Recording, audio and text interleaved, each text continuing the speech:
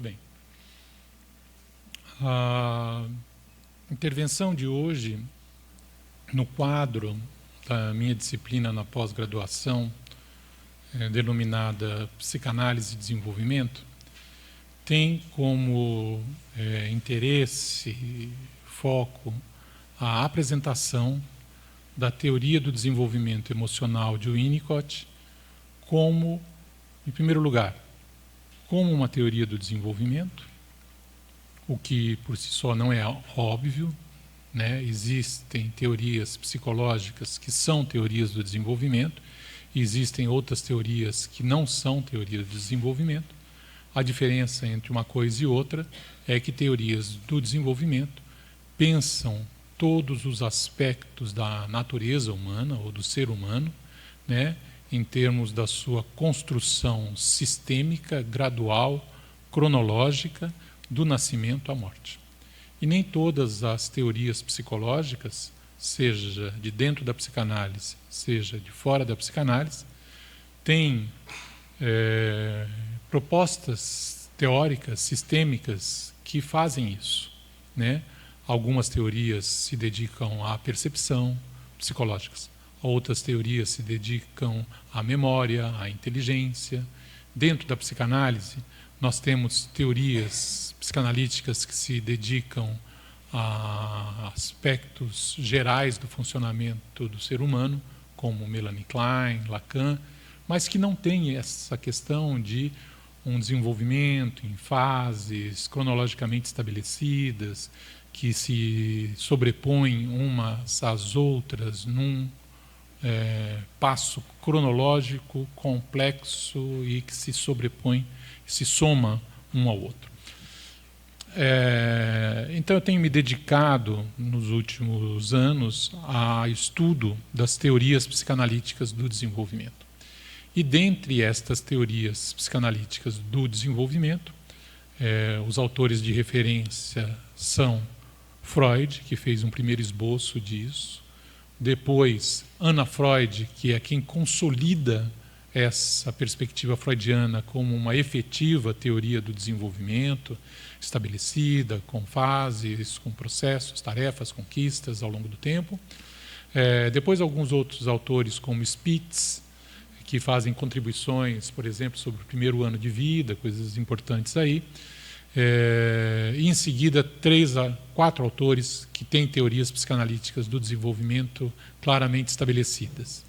O primeiro deles é Erik Erikson, que sai da psicanálise e acrescenta outros determinantes numa outra linguagem, lá a sua teoria das 8 idades do homem. Depois temos Margaret Mahler, com a sua teoria da individuação, o processo inicial de simbiose, da simbiose mãe-bebê e depois a diferenciação, a constituição do eu. Temos John Bowlby, que tenho trabalhado mais intensamente nesse semestre com vocês, que tem uma teoria do desenvolvimento também, às vezes não tão clara, mas que estabelece o processo de constituição do indivíduo em termos sistêmicos, com a sua teoria do apego. E temos o Winnicott com a sua teoria do desenvolvimento emocional, que é o que eu quero apresentar hoje para vocês de uma maneira sintética, para que vocês possam ter uma visão geral. Um outro ponto importante que diz respeito à caracterização do que é a proposta de Winnicott, do que é a compreensão, do que é a teoria do desenvolvimento de Winnicott, diz respeito à compreensão de Winnicott como aquele autor da psicanálise que, tendo se mantido dentro da psicanálise, tendo se mantido psicanalista, agregou, somou, reformulou, redescreveu a teoria psicanalítica com elementos que advêm da fenomenologia e do existencialismo moderno.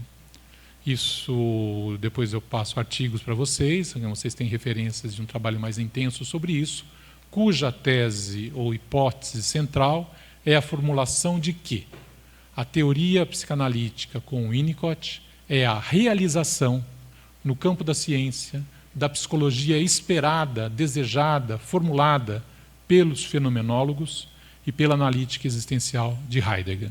Né? É a realização no campo da ciência daquilo que seria uma certa proposta filosófica, epistemológica, metodológica para a construção de uma psicologia científica que respeitasse a especificidade da natureza humana. Nesse sentido, as grandes inserções que o Winnicott fez, estruturais, dentro da teoria psicanalítica, foi a consideração da natureza humana enquanto aquilo que é determinado ou aquilo que tem essencialmente um problema de ser no mundo. Né? Digamos assim, ele introduziu a noção de ser na psicanálise e, ao falar da natureza humana, o que é a natureza humana? É a necessidade de ser e continuar sendo. Né? Esse é o grande elemento ontológico que eu vou retomar na conferência e uma série de outros elementos que advêm aí da fenomenologia e, em especial, também de outros aspectos do existencialismo moderno na sua perspectiva clínica.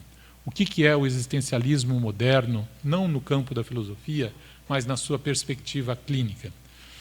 São aquelas perspectivas no campo da ciência que se apoiaram, né, em certos fundamentos filosóficos, epistemológicos do existencialismo moderno. Vou nomear a psiquiatria fenomenológica, a psicologia existencial do ponto de vista de Heidegger e a Daseinsanalyse, que é feita com base na analítica existencial de Heidegger. Tudo isso muito en passant, muito rápido, com textos que já estão publicados, que fazem parte das referências bibliográficas da conferência que eu vou apresentar agora com vocês, né? E isso então dá um enquadre de qual é a perspectiva da teoria do desenvolvimento que eu estou apresentando e também explica por que eu estou dizendo que o Winnicott tem uma teoria do desenvolvimento do ser. Né? Não é uma teoria do desenvolvimento do aparelho psíquico, não é uma teoria do desenvolvimento das relações de objeto, né? É uma teoria do desenvolvimento do ser, porque o Winnicott coloca a noção de ser na base ontológica do pensamento, do seu pensamento. Né? Então é isso que nós vamos apresentar. Esta conferência, hoje apresentada aqui com vocês, e deliberadamente escolhida para ser apresentada nesta sala onde temos gravação, ela faz parte também de um projeto onde eu vou estar chamando alguns colegas, filósofos, psicanalistas, para comentarem essa mesma proposta. Né? Daí uma apresentação um pouco mais formal do que é essa compreensão de Winnicott. Então vamos começar propriamente a conferência de hoje. O título da conferência é esse, Winnicott e o desenvolvimento do ser. Né? E eu quero apresentar para vocês uma visão de conjunto do que é essa perspectiva. Para ser bem objetivo, eu vou ler a minha conferência, né, para que eu seja mais preciso e objetivo no que eu quero tratar com vocês, e aí a gente assim pode acompanhar melhor. Alguns slides serão projetados para vocês me acompanharem um pouco melhor, em especial as citações, ou quando eu apresentar uma visão geral com certos gráficos, isso vai estar sendo apresentado. Então, essa proposta, Winnicott e o desenvolvimento do ser, né, ela tem essa proposta que tem esse resumo que eu vou ler para vocês. Então, nessa conferência, proponho fazer uma apresentação esquemática da teoria do desenvolvimento emocional do ser humano, tal como Winnicott a descreveu, com base nas descobertas empíricas feitas pela psicanálise e na sua própria experiência como pediatra e psicanalista que tratou de bebês, crianças, seus pais, bem como os de adultos, neuróticos, psicóticos e borderline. Oferecendo, então, uma visão de conjunto em algumas poucas pranchas que buscam apresentar a estrutura de seu pensamento e a descrição dos principais fenômenos que caracterizam cada uma dessas fases do desenvolvimento.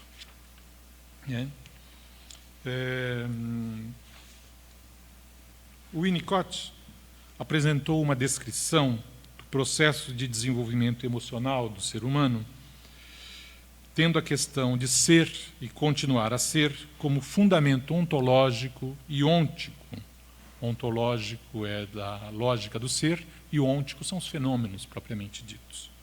Ele apresentou uma teoria do desenvolvimento composta por fases, cronológica e dinamicamente estabelecidas, que explicitam as diversas integrações, os diversos modos de ser e estar no mundo, seja na saúde, seja nos casos em que psicopatologias são geradas.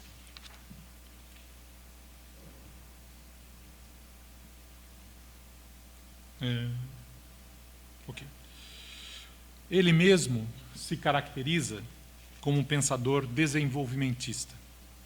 Vocês já devem ter percebido que, por natureza, treinamento e prática, sou uma pessoa que pensa de modo desenvolvimentista, sendo reconhecido como tal, inclusive por outros psicanalistas. Por exemplo, André Green, quando afirma: o Winnicott foi para mim o autor com uma concepção do desenvolvimento que ultrapassa as de Freud e de Klein, acreditável e suficientemente imaginativa para se fazer aceitar.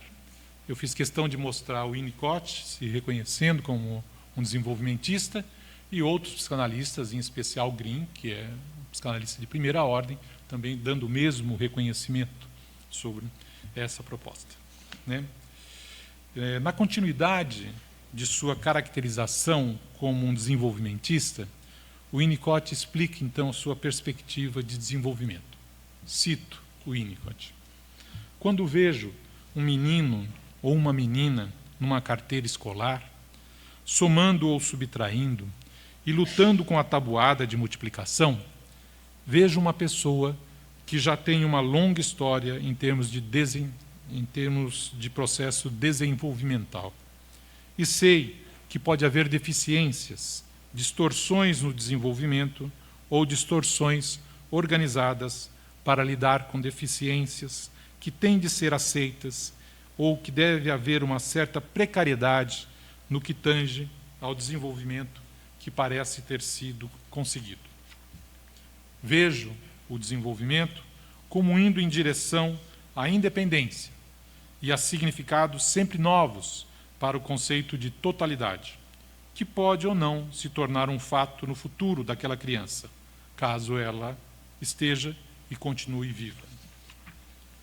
Também tenho plena consciência do quanto se depende do meio ambiente e do modo como esse meio, inicialmente importantíssimo, continua a ter significado e vai ter significado, mesmo quando o indivíduo atinge a independência por meio de uma identificação com características ambientais, como quando uma criança cresce, se casa e cria uma nova geração de filhos, ou começa a participar da vida social e da manutenção da estrutura social.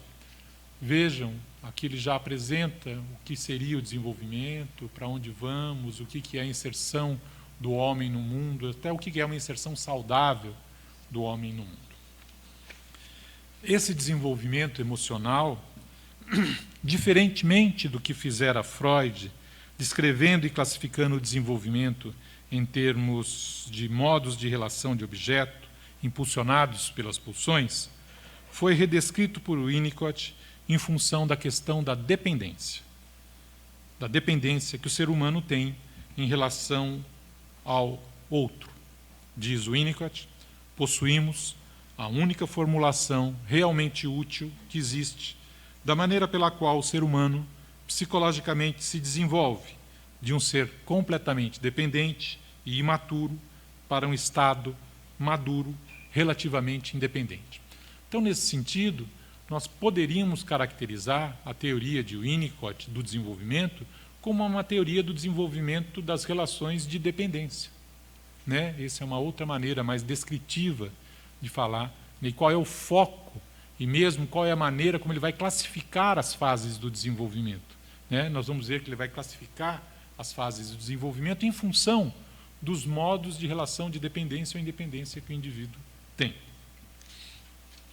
Muito bem, né?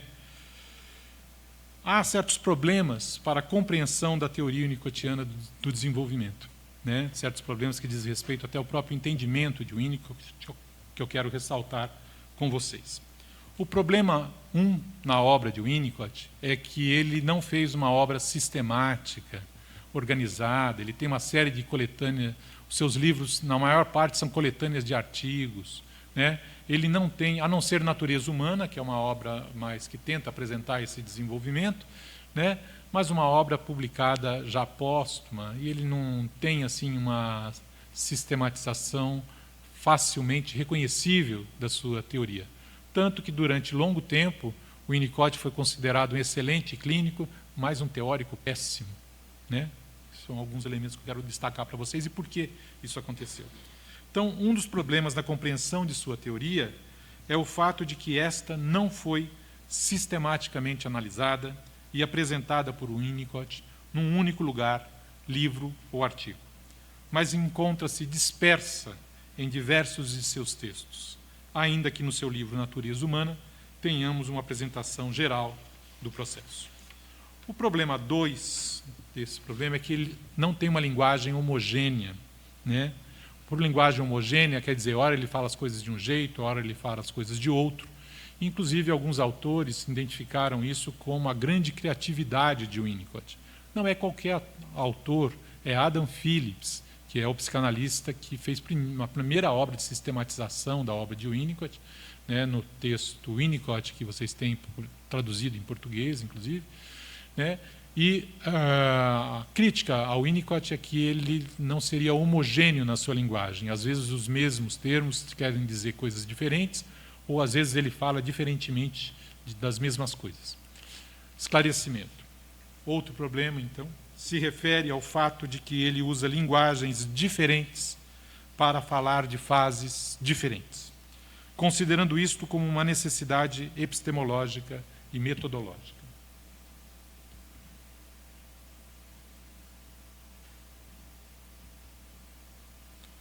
A linguagem de uma parte específica é inadequada para as outras, considerando, por exemplo, que seria inadequado descrever as fases iniciais do desenvolvimento em termos de relações edípicas, né? O Winnicott percebe que falar sobre o bebê em termos de Édipo é um erro, porque o bebê não teria possibilidade de reconhecimento da situação edípica. Muito bem. Um terceiro problema diz respeito ao lugar que o Winnicott dá à sexualidade e à vida instintual. Outro problema para a compreensão da obra de Winnicott se refere, então, ao lugar que ele deu à sexualidade, não mais como presente desde o início do desenvolvimento, mas como um modo específico, mais maduro, de viver a vida instintual nas relações interpessoais, uma conquista do desenvolvimento. Isso pode ser evidenciado, por exemplo, em algumas de suas passagens, tais como: muitos erros de interpretação se originaram da lentidão de alguns em entender que as necessidades de um lactente não estão confinadas às tensões instintivas, não importa quão importantes possam ser. Continuo. É necessário enxergar, através do mito psicanalítico, agora felizmente desaparecendo, de que o período inicial da infância é uma questão de satisfações relativas à erotogeneidade oral. Quando ele faz isso, ele está deslocando a instintualidade daqueles fenômenos iniciais. Não que ela não exista, mas que ela não tem a mesma primazia, o mesmo valor e o mesmo lugar que foi dado por Freud, né, e por outros psicanalistas. Né? Mais uma citação de Winnicott. Em contraste, o elemento feminino puro relaciona-se com o seio ou com a mãe, no sentido de que o bebê torna-se o seio ou a mãe, no sentido de que o objeto é sujeito. E aqui a frase importante: não consigo ver impulso instintivo nisso. Essas citações servem para mostrar que ele deslocou, redescreveu, refez o lugar da sexualidade, da instintualidade na teoria psicanalítica. E colocou problemas para além da instintualidade, para além das pulsões, que também fornecem problemas ao ser humano. Mas existe uma série de outros fenômenos e problemas que não dizem respeito a esta vida instintual. O terceiro problema, ainda nessa direção, associado a isso, diz respeito ao lugar do complexo de Édipo. Então, nessa mesma direção, e mudando o lugar dado à sexualidade no processo de desenvolvimento, temos a compreensão do complexo de Édipo como um acontecimento que exige a integração do indivíduo em ser uma pessoa inteira, que pode reconhecer os outros como pessoas inteiras, né? Sem isto, ele diz, não vejo nenhum interesse em considerar o Édipo, né? Ele fala, cito Winnicott: acredito que alguma coisa se perde quando o termo complexo de Édipo é aplicado às etapas anteriores, né? Anteriores a que acontece o complexo de Édipo, anteriores ao momento em que a pessoa é uma pessoa inteira, em que só estão envolvidas duas pessoas, momento anterior a três pessoas. E a terceira pessoa, ou objeto parcial, está internalizado. É um fenômeno da realidade interna. Não posso ver nenhum valor na utilização do termo complexo de Édipo quando um ou mais de um dos três que formam o triângulo edípico é um objeto parcial. Evidentemente, uma crítica a Melanie Klein direta, né? No complexo de Édipo, ao menos do meu ponto de vista, cada um dos componentes do triângulo é uma pessoa total, não apenas para o observador, mas especialmente para a própria criança. Esse é um elemento importante, porque o Édipo deixa de ser o elemento, digamos, central, ainda que ele continue a ter importância no desenvolvimento do indivíduo e uma importância de organização do indivíduo. Um outro momento onde ele também se refere a isso, ele diz, é necessário abandonar inteiramente a ideia de que a esquizofrenia e a paranoia surgem por regressão do complexo de Édipo. Isso é uma mudança clínica profunda, radical, né? Porque a clínica com paranoicos e esquizofrênicos não está centrada no Édipo, nem mesmo na instintualidade, né? São outros conjuntos de fenômenos, outros problemas, portanto, há uma necessidade de intervenção clínica de uma maneira que não diz respeito à vida instintual, ou pelo menos não diz respeito de uma maneira unívoca, né? Muito bem. Foi então, depois de alguns anos trabalhando né? Foi depois de alguns anos trabalhando sobre o Winnicott e que eu cheguei a essa possibilidade de fazer uma apresentação geral da sua perspectiva desenvolvimentista, evidentemente apoiado já em trabalhos que outros colegas que também tentaram fazer ou propuseram esse tipo de coisa, seja Adam Phillips, seja Elza Oliveira Dias, seja Margaret Spellman, seja Jan Abram. Tem uma série de autores aí que vêm tentando sistematizar, por assim dizer, a obra de Winnicott, e eu me insiro nessa linha, ainda que haja diferenças entre a minha proposta e a desses autores. Então é nesse sentido que, depois de anos me dedicando ao estudo e ensino de sua obra, achei necessário fazer uma apresentação geral do processo de desenvolvimento emocional. Uma visão de conjunto que fosse uma apresentação escolar que pudesse ajudar ao pesquisador e ao estudante a ter uma apreensão geral de suas propostas e descrições. Devido à complexidade do pensamento e o número de detalhes que estão aí envolvidos, é muito difícil de você enxergar tudo e ter tudo na sua mente. Então, esse tipo de proposta é uma maneira de figurar isso de uma maneira que fornece ao leitor uma organização, né, que ele poderá criticar, usar, estudar, rejeitar, aprofundar. É essa a ideia, né, desse processo.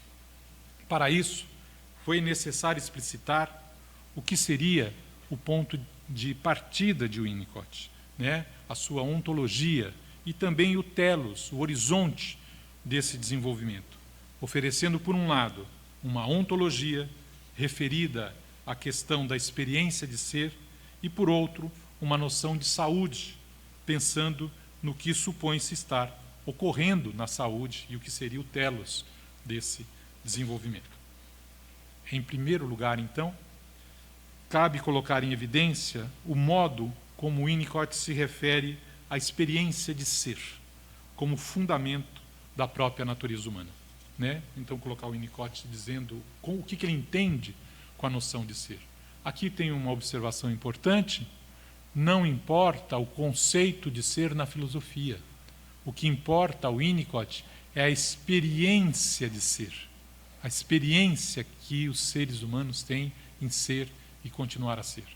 O que facilita um pouco a nossa vida, que nós não precisamos passar 20, 30 anos da nossa vida estudando Heidegger, Merleau-Ponty, Aristóteles, para poder trabalhar com o ser, né? Porque não trabalhamos com o ser desta maneira, nós trabalhamos com a experiência de ser. Okay?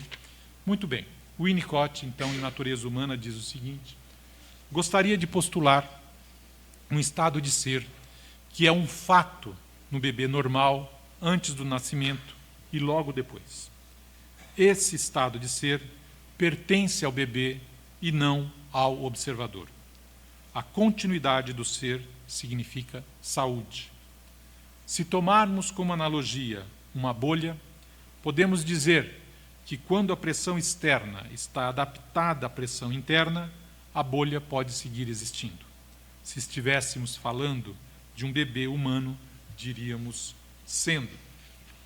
Se, por outro lado, a pressão no exterior da bolha for maior ou menor do que aquela em seu interior, a bolha passará a reagir à intrusão. Ela se modifica como reação a uma mudança no ambiente e não a partir de um impulso próprio. Em termos do animal humano, isso significa uma interrupção no ser, e o lugar do ser é substituído pela reação à intrusão. Cessada a intrusão, a reação também desaparece e pode haver, então, um retorno ao ser.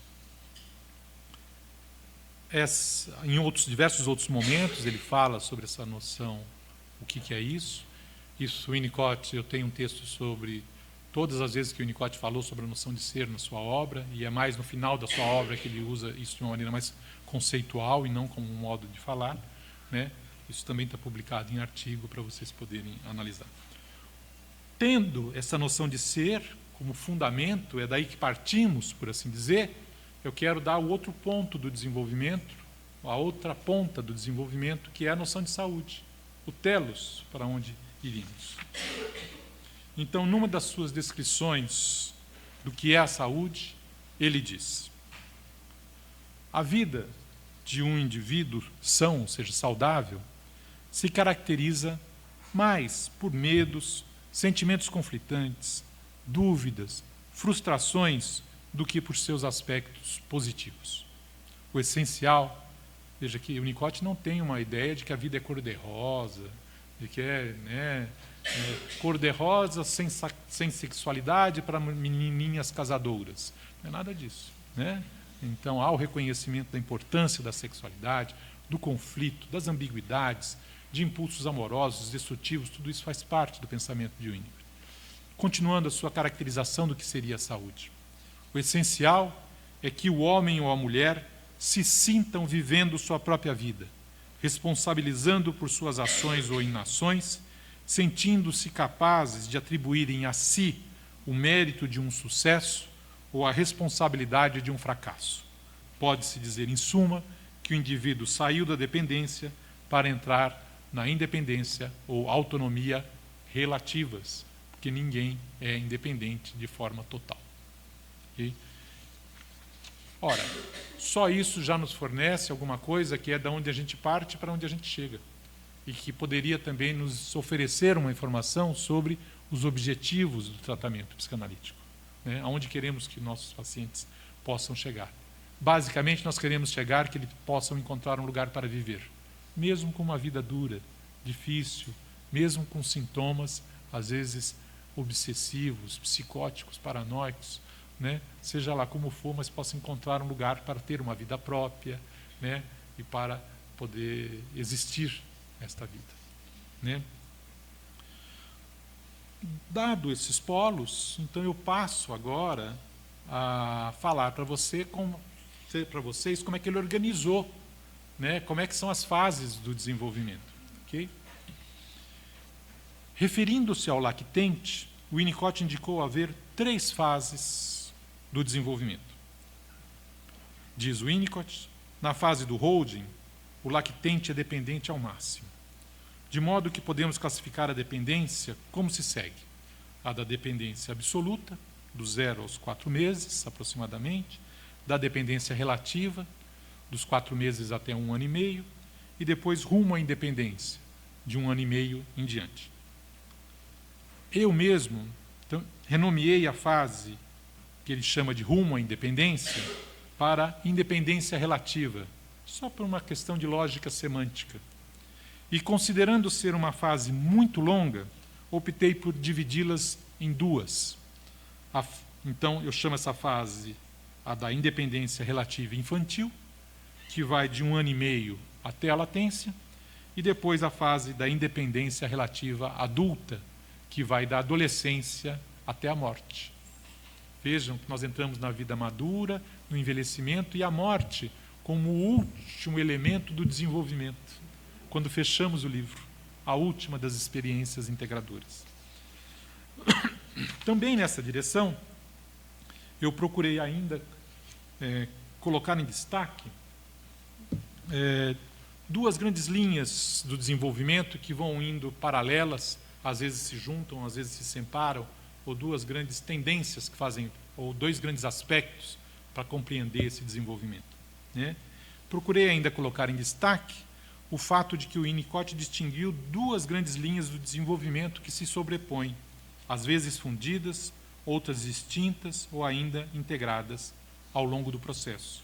A linha que ele chama do desenvolvimento do ego, que eu poderia também chamar a linha do desenvolvimento do ser, com a qual nós poderíamos caracterizar como sendo a linha do desenvolvimento identitária, por assim dizer, e uma outra linha extremamente importante, que é a linha do desenvolvimento da vida instintual, né? Que o Winnicott chama a linha do desenvolvimento do id. Tomem id aí como sinônimo de vida instintual, né? Essas são as 2 grandes linhas. Quando eu mostrar as figurações, vocês vão ver essas linhas sempre presentes e de que maneira elas estão presentes em cada uma das fases do desenvolvimento. Muito bem. Na apresentação dessa visão de conjunto, inicio com uma prancha dedicada à análise da ontologia proposta por Winnicott.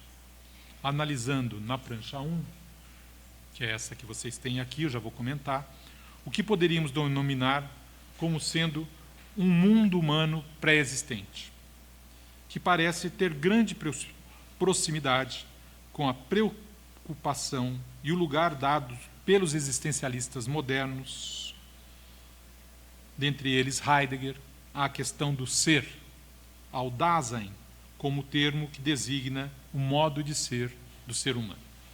Essa prancha que vocês estão vendo aí, ela seria uma prancha que estaria se referindo a um mundo humano pré-existente. Essas 3 setas principais que vocês veem são as setas da origem, né?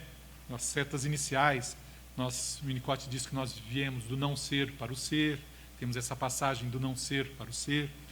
Nessas pranchas tem uma série, eu coloquei algumas citações de Winnicott para ilustrar isso que ele está colocando. Seria um longo curso comentar cada uma dessas pranchas. Esse material depois estará disponível para vocês, vocês poderão parar, olhar, ler esse material, né? Esse material será publicado, é uma parte da minha livre docência que deve ser publicada até o final do ano. Essas pranchas estarão impressas, então, em livro, para vocês poderem ter acesso, né? E aí, mas eu quero fazer alguns comentários do que vocês vão encontrar aí. 3 grandes setas, que são as 3 grandes setas da origem, do não ser para o ser. O Winnicott diz que nós surgimos de uma coisa que é uma solidão essencial, né? É meio paradoxal. Antes de existir, eu era sozinho. Né? E depois passo a existir. E uma passagem de um estado onde eu não estava vivo e passei a estar vivo. Essas são as duas grandes linhas, assim, as passagens que o Winnicott caracteriza sobre a origem do ser humano. E algumas diferenciações, né, que exigiriam um estudo um pouco mais específico, principalmente essa questão de que antes de existir eu era sozinho. E quando eu passei a existir, como eu não tenho condições de perceber o mundo, eu também me sinto sozinho.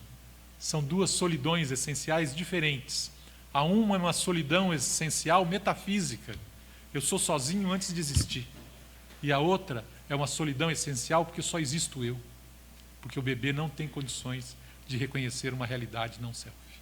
Né? É essa a formulação meio paradoxal, né, que nós estaríamos colocando aí. Na última parte desse slide, tem algumas referências a Heidegger. Heidegger usa a palavra Dasein. Dasein é a palavra alemã para designar qual que é a estrutura ou o modo de ser do ser humano por diferença aos outros entes existentes. Né? E Heidegger nos difere de uma pedra, de um cachorro, de um ser vivo e nos dá a especificidade disso. Retomando Heidegger, essa primeira citação aqui à esquerda, num livro que tem um título maravilhoso, que se chama Mundo, Finitude e Solidão, né? Ele diz, é difícil explicar o que é o homem, mas eu vou tentar explicar o que é o mundo para o homem. E é difícil ainda, em vez de dizer, eu vou dizer por diferenças. Uma pedra, uma coisa inanimada, é sem mundo, não importa se ela está em cima da mesa, embaixo da mesa, no fundo do oceano, não importa se cai um caminhão em cima dela, para ela mesmo, tanto faz. O meu cachorro tem um mundo que é sempre o mesmo. Eu chego em casa, ele late, quer passear, procura a coleira, eu vou na padaria e volto, ele faz a mesma coisa, certo? E esse mundo se repete. Heidegger diz, o animal é pobre de mundo. E o ser humano é o único que cria, que forja o mundo no qual vive. Essa é a essência do Dasein, criar a si mesmo, o outro e ao mundo em que vive. E isso está em consonância profunda com a obra de Winnicott.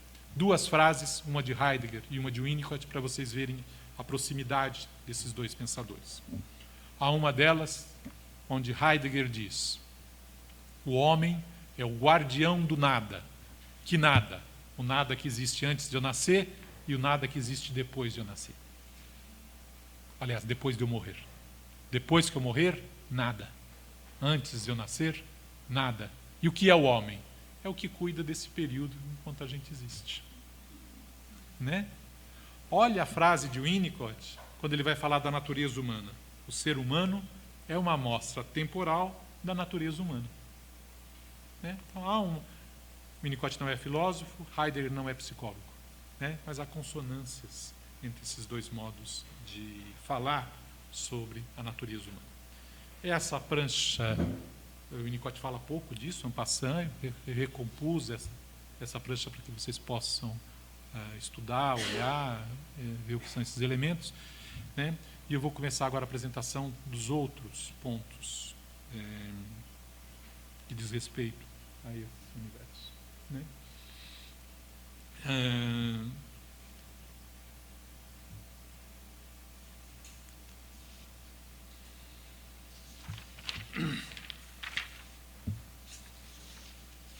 Então, eu quero falar agora com vocês, retomar quais são as fases do desenvolvimento. Nessas fases do desenvolvimento, são essas 5 pranchas que eu quero apresentar para vocês. 4 delas já indicadas como fases do desenvolvimento, dependência absoluta, dependência relativa, independência relativa infantil, adulta, etc. E tem uma prancha que não está bem claro, assim, o Winnicott, que é o que acontece na vida intrauterina, os momentos de origem. Aquilo que eu falei antes para vocês é metafísica, com um pezinho na física. Agora o que eu quero falar para vocês é a origem, esses pontos iniciais da existência. E o que vocês vão ver que eu também estarei organizando estas fases do desenvolvimento, né, classificando, diferenciando fenômenos da seguinte maneira. Vocês vão ver 4 ou 5 colunas horizontais que vão sempre se referir à mesma coisa em cada uma das faixas. Então, numa das faixas, a primeira delas, eu vou estar sempre comentando, apontando, descrevendo, indicando modos de ser e estar e modos de relacionar-se do ser humano, seja consigo mesmo, seja com os outros. Okay? Na faixa de baixo, eu vou falar as diversas dinâmicas, fenômenos, tarefas e conquistas de cada fase. Não todas, que ficaria muito poluído, eu não conseguiria enxergar mais nada, mas os elementos principais de cada uma dessas fases. Abaixo disso, eu vou estar me referindo a uma coisa extremamente importante para o Winnicott, que é se o sujeito está integrado ou não integrado, ou seja, os diversos estados e os diversos tipos de integração que o indivíduo tem ao longo do seu desenvolvimento. Embaixo disso, a referência àquelas 2 linhas do desenvolvimento, a linha do desenvolvimento do ser, ou a linha do desenvolvimento do ego, e a linha do desenvolvimento da vida instintual. Vocês vão ver como que elas começam juntas, se separam, são vividas separadamente, depois são vividas integradas, mas podem ser apreendidas separadamente. Né? E, por fim, uma faixa que diz respeito àqueles vetores, aquelas determinações, aquelas forças, aqueles impulsos sempre presentes na natureza humana, seja em que fase do desenvolvimento a gente esteja se referindo. Então vamos para essa primeira fase, que é essa figuração da vida intrauterina. Então aqui na esquerda vocês têm lá as faixas, como eu apresentei para vocês, né? Modos de ser e estar, modos de se relacionar, as integrações ou experiências, as linhas do desenvolvimento, ontologia e fundamentos motores. Né? Lá em cima vocês vão estar vendo faixinhas coloridas que vão estar identificando diversos modos de ser e estar, que são caracterizados em cada fase, mas seguem para a vida inteira. Né? Eu vou dando a origem disso e como isso acontece. Né? E aqui embaixo, em termos de ontologia, as forças sempre presentes, por assim dizer, né? Onde nós teremos sempre a necessidade de ser e continuar a ser. Há alguma coisa que o Winnicott se refere como uma tendência inata à integração, que faz parte da natureza humana. Não que nos integremos sempre, mas que é um impulso sempre possível, né? Mas sempre também possível de ser estragado, por assim dizer. Temos uma outra coisa que ele vai identificar como uma coisa que está sempre presente na existência, que é o que ele chama de impulso amoroso primitivo. Nós podemos identificar isso inicialmente como sinônimo de vitalidade e de motricidade. No feto é isso. Depois isso se apresenta na vida de diversas maneiras. E um último elemento, que é um termo, uma questão difícil de ser entendida. Tem uma doutoranda minha, Márcia, que está fazendo uma tese preocupada com a elaboração imaginativa, com o modo de dar sentido às experiências existenciais e com modos específicos disso acontecer no encontro clínico.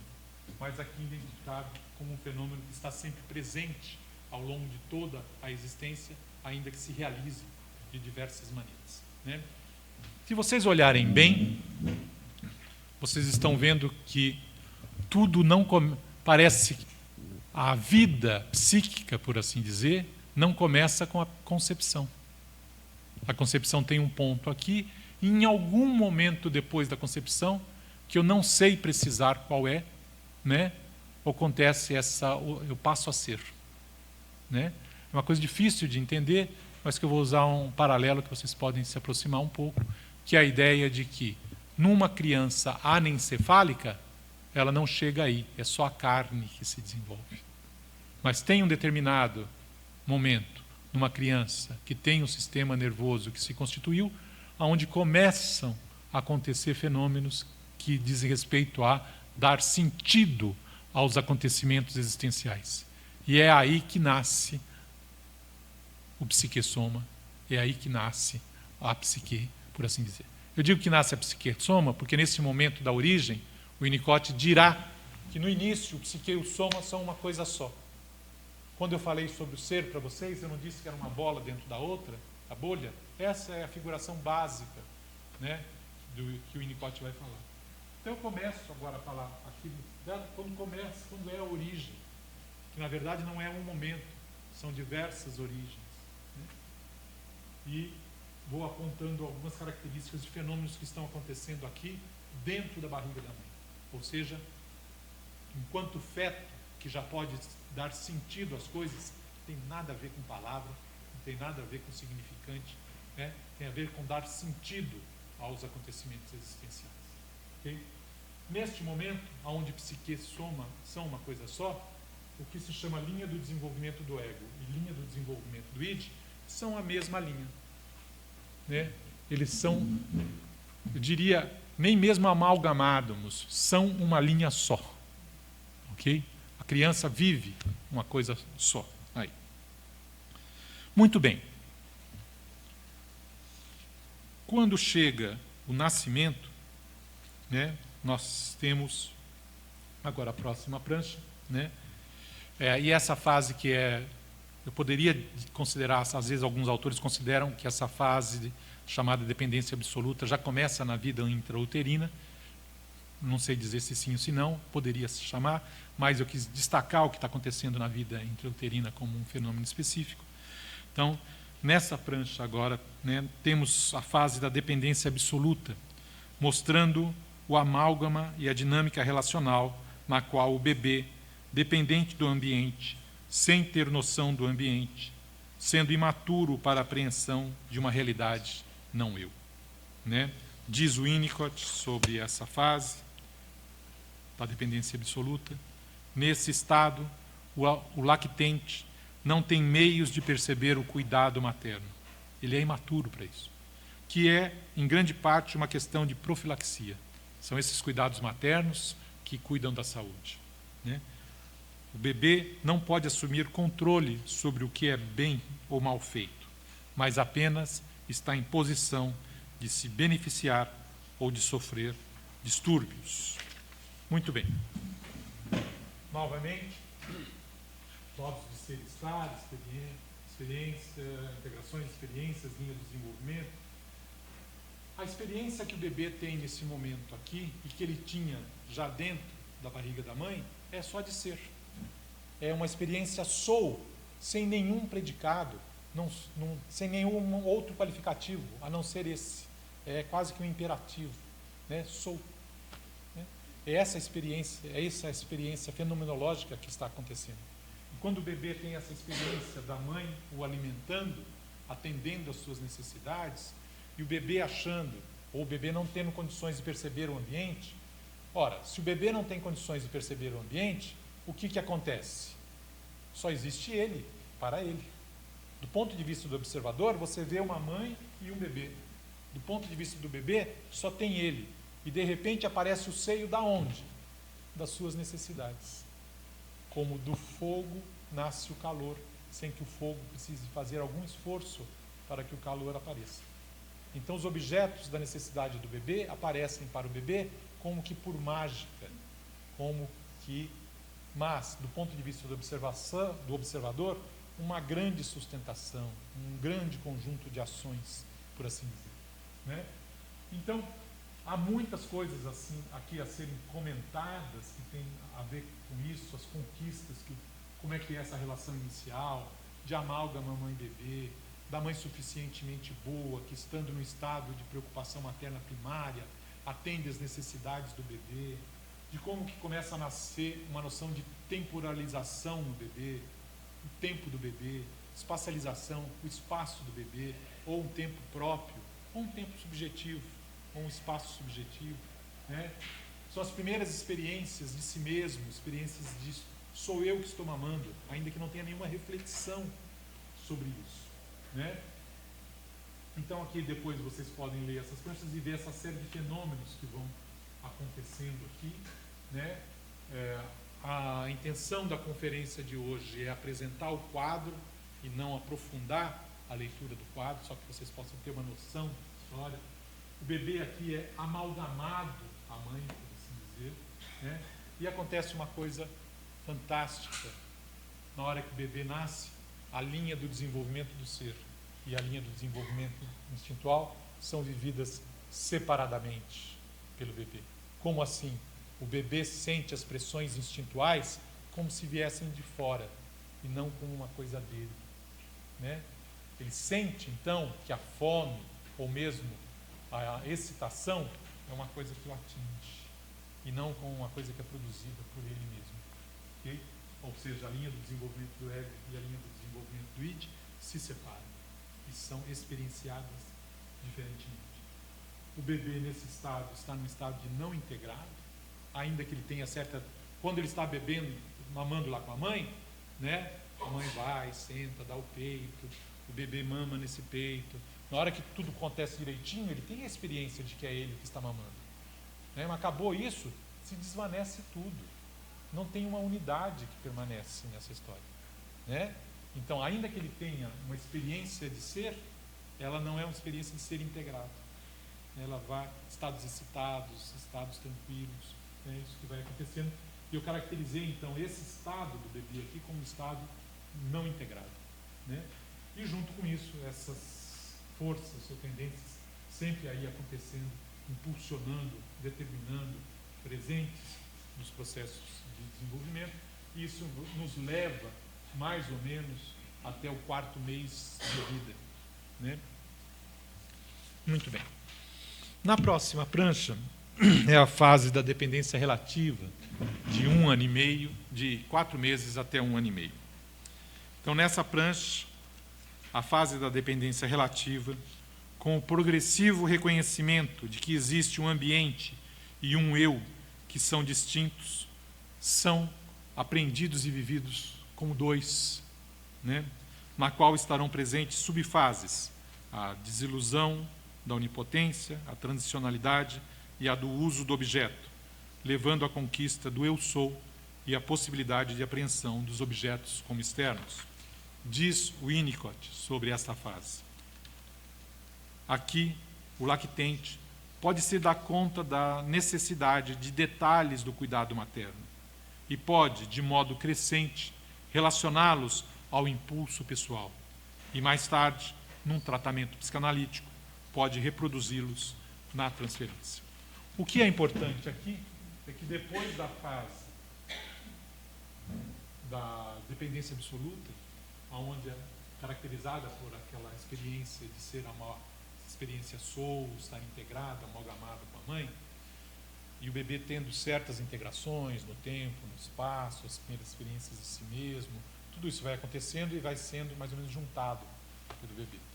Num momento em que o bebê começa a desenvolver alguma coisa que é a possibilidade de uma pequena lógica do se e então. Como assim? Se tal barulho, mamãe. Se tal barulho, banho. Se tal luz, dormir. Se tal falta de luz, dormir. Começa a estabelecer essa lógica do ser, então, que é a lógica do início dos processos mentais. A mente surge a partir disso.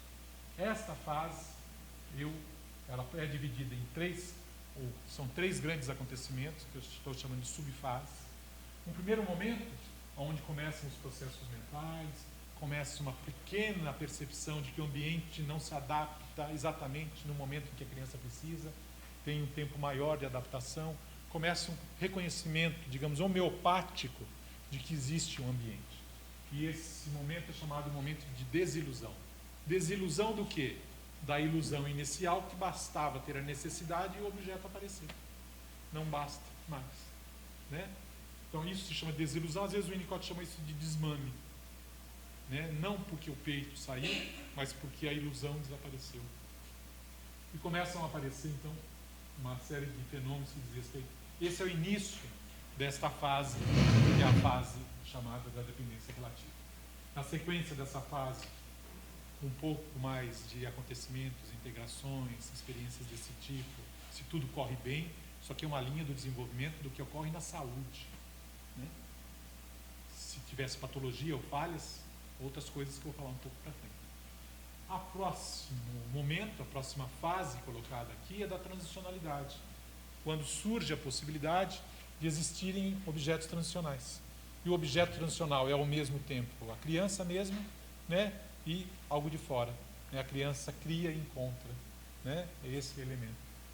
Quando isso ocorre, a criança lá com seu bonequinho, com seu paninho, é ela que está em posse de alguma coisa que também é ela.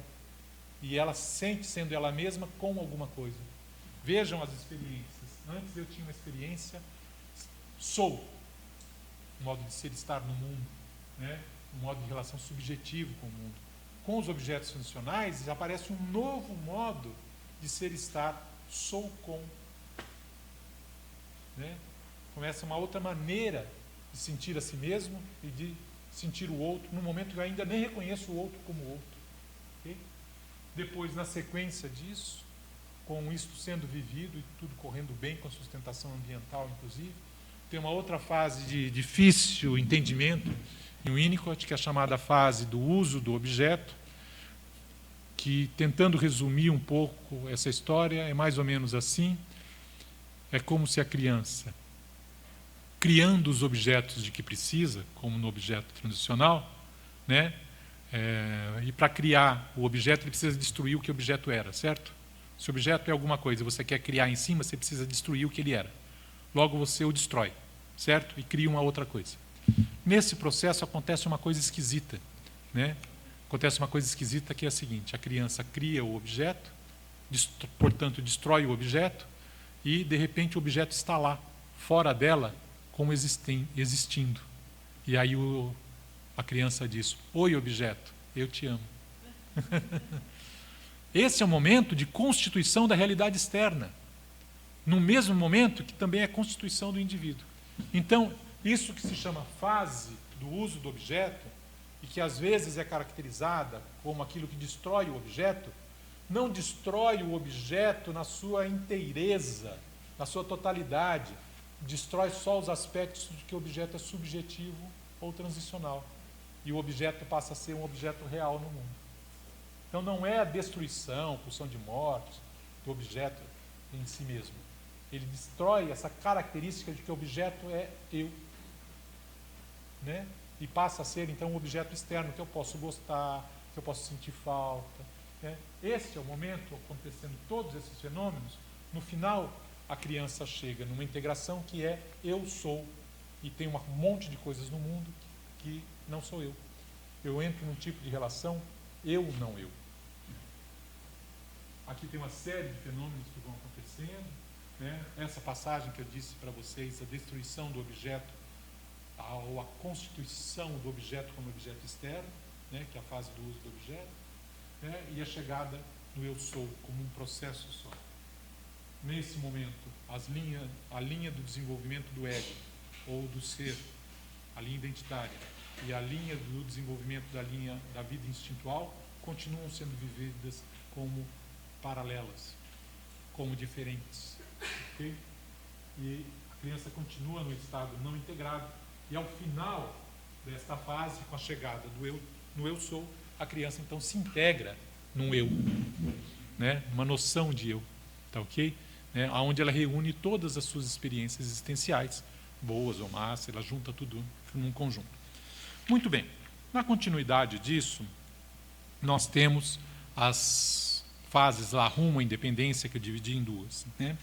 Diz o Winnicott sobre essa fase, que eu vou dividir em duas. Ele diz assim: a fase rumo à independência, o lactente desenvolve meios para ir vivendo sem cuidado real. Isto é, conseguido através do acúmulo de recordações do cuidado, da projeção de necessidades pessoais e da introjeção de detalhes do cuidado, com o desenvolvimento da confiança no meio. Deve-se acrescentar aqui o elemento de compreensão intelectual com as suas tremendas implicações.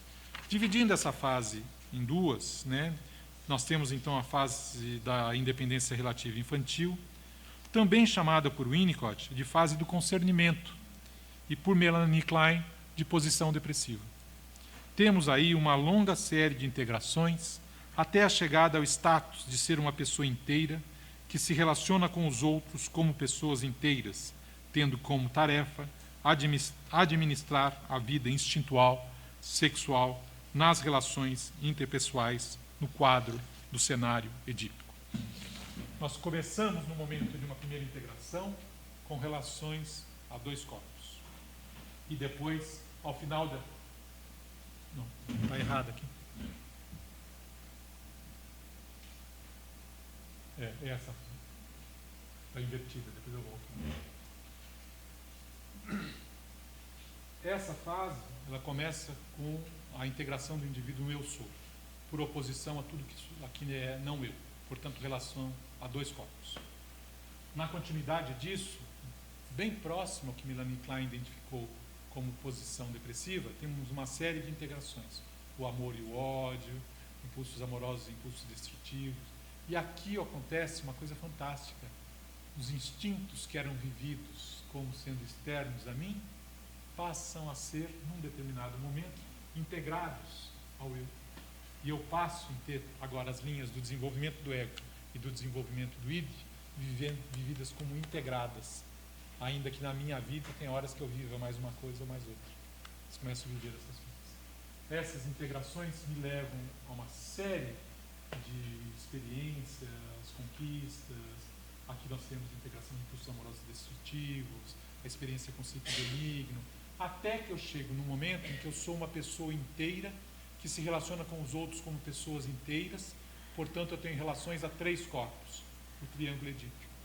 É a partir daqui que pode ter cena primária, é a partir dessa integração, né, a vida instintual, seria aqui que nasce a sexualidade. Como assim? Já não tinha sexualidade antes? Não. Antes eu tinha uma vida instintual que não tinha todas as características do que é a vida instintual sexual. O que é a vida instintual sexual? Eu sinto pressões, excitações que eu sinto como minhas, que fazem transformações corporais em mim, que dizem respeito a alguma coisa que está associada ao prazer, que está associada a alguma coisa que está fora de mim, que tem características que não são, que eu não tenho, ou atributos que eu não tenho, adjetivos que eu não tenho, e que esses objetos ainda são adequados para aquelas excitações, e eu ainda crio fantasias de encontro deste objeto comigo, tudo isso de uma complexidade enorme.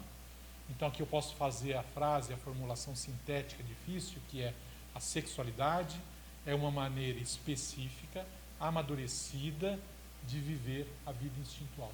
A vida instintual desde o início, a vida sexual quando eu chego aqui. Os psicóticos, eu creio, não têm problemas com a sexualidade. Porque não chegaram, porque não chegaram aqui. Os problemas deles são de outra ordem. Eles têm problemas instintuais. Por volta do Édipo, entre 2 e 3 anos, né? Quando o Édipo está acontecendo, por assim dizer. As idades cronológicas aqui são muito falhas. É uma ideia de referência, assim, né? Porque muda muito de criança para criança, de situação para situação, de ambiente para ambiente. Tudo isso é uma modificação enorme que a gente não tem como precisar.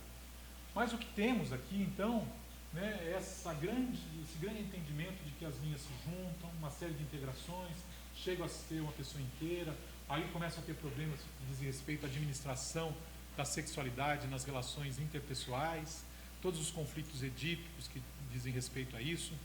Agora eu quero chamar a atenção para vocês para a faixa de cima, aonde tenho 4 faixas coloridas, e que são modos de ser e estar no mundo, que se iniciaram lá e se completam aqui, e que são modos de ser e estar no mundo sempre presentes. Do mesmo jeito que Melanie Klein fala da posição esquizoparanoide e da posição depressiva, não como fases passadas, como modos de estar no mundo, de se relacionar, que estão sempre presentes. Okay? Essas fases, ou essas dinâmicas, elas estão aí caracterizadas como: primeiro, sou. Depois, sou com. Depois, sou diferente de. Até o momento em que eu chego a ser uma pessoa inteira. Quando eu chego a ser uma pessoa inteira, eu posso dizer que eu tenho predicados. Eu sou homem, eu sou mulher, eu sou bonito, eu sou professor, eu sou fulano de tal, né? Eu sou X. Assim. Por que isso é importante? Eu cheguei nisso pela análise daquelas pessoas que têm grandes problemas identitários. Por exemplo, as pessoas que precisam fazer mudança de cirurgia para mudar de sexo, as pessoas que precisam fazer transformações plásticas ou transformações corporais, seja com tatuagem, seja com coisas mais radicais, muito grandes. É evidente que essas pessoas têm problemas identitários, não é? Só que eles tentam resolver o problema identitário com predicado. Na verdade, não sou homem, sou mulher. Então, vou fazer uma operação para mudar o predicado, certo? Esse predicado é meu corpo, né? E feito isso, está resolvido o problema identitário, que é o meu vazio. No entanto, muitas dessas pessoas têm problemas em sou com, sou diferente de, né? Problemas anteriores à possibilidade de predicação, né? E via de regra, o que você vai ter? Fracasso. Modificações deste calibre que não fornecem ao indivíduo aquilo que ele está procurando, né? Bom, nós teríamos que entender o que estamos chamando de transgênero, né? Porque há uma ideia de que eu nasci no corpo errado, né? Isto é uma ideia muito criticável para a psicanálise, porque não existe um cérebro de homem ou um cérebro de mulher. Ser homem ou ser mulher não são atributos físicos, né, do ponto de vista psicológico. O próprio Freud já vai diferenciar masculino e feminino em termos de atividade e passividade. Em termos psicológicos, o ser humano é bissexual, ele é ativo e passivo, independente do gênero, né? Aqui também, neste caso, o Winnicott aceita a tese e defende a tese da bissexualidade, mas, de um modo geral, a psicanálise não dirá que a nossa identidade se faz por atributos genéticos, atributos biológicos, né? Ela se dá de outra maneira, né? Ela se dá por atributos qualificados afetivamente, os sentidos semânticos afetivos dados ao meu corpo, os sentidos semânticos afetivos dado a eu ser desta ou daquela maneira. É difícil conciliar as duas coisas, ok? Porque para ser também, eu teria que admitir que eu nasço homem ou mulher. E na psicanálise ninguém nasce assim. Isso é uma construção. A identidade é uma construção afetiva, né? Que o corpo esteja presente, que há uma diferença anatômica entre os sexos, não há dúvida. O sentido que é dado a isso, há muitas dúvidas. Mesmo os hormônios. Se você vê em epigenética, não basta ter o gene, não basta ter os hormônios. A questão é o sentido que é dado a esses acontecimentos, né? A biologia não dá sentido às coisas. O ser humano dá sentido às coisas, né? Muito bem. É claro que nós poderíamos discutir sobre essas determinações, discutir se existe transgênero, e esse é um ponto exatamente muito polêmico, mas acredito que até é mais fácil de ser discutido. Um outro ponto que vai nessa direção é, por exemplo, autismo, esquizofrenia infantil, né? É genético ou não é genético? Tem determinações orgânicas, não tem determinações orgânicas? São as determinações orgânicas que são, de fato, determinantes para a constituição dessa patologia ou não? Né? E, num extremo, peguemos alguma coisa que também é mais fácil de ser entendida. Uma criança com síndrome de Down. É evidente que há uma determinação orgânica no que ela é. Mas como ela se sente Down? Qual é o sentido que ela dá a este Down? Mesmo com os limites que uma criança de Down, uma criança que tem Down jamais ganhará prêmio Nobel de matemática, né? Ela há um limite, né, do que ela pode fazer. Mas qual é o sentido que ela dá ao fato dela ter esta síndrome? Isso não é dado biologicamente. Qual é o sentido que os pais dão a isso? Isso não é dado biologicamente, né? É essa a perspectiva.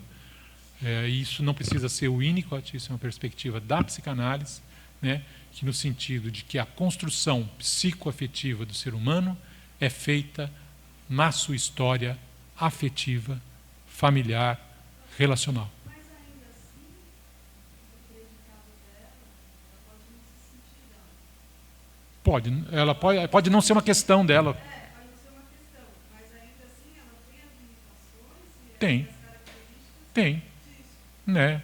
Eu só estava pensando que como enfim, é muito hoje em dia da gente ver as coisas de um jeito mais sutil, né? Sim. Menos é isso ou é aquilo. Isso é uma fase boa, eu acho.